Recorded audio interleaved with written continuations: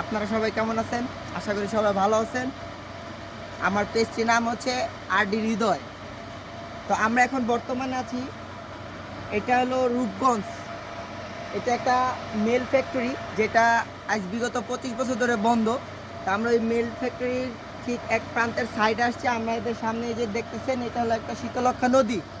এই শীতলক্ষ্যা নদী বিশাল বড়, এর গভীরতার কোনো সীমাবদ্ধ নাই। এখানে গত কয়েকদিন আগে আমরা খবরে দেখছি, আপনারাও দেখছেন, একটি মানুষ মানে অনৈতিকভাবে মানে তার যে মৃত্যুটাতে হয়েছে সেটার এখনও কোনো গবেষণা করে সঠিক তথ্যটা পাওয়া যায় না।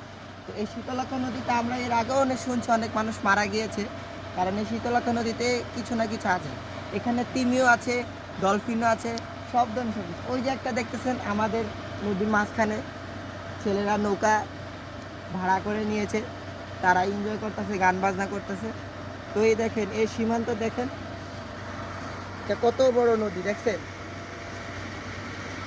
তো এই নদীতে যারা যারা গোসল করতে ইচ্ছুক, যারা দক্ষ সাঁতারি, তারা এসে এখানে এসে একবার হলেও গোসল করে দেখবেন।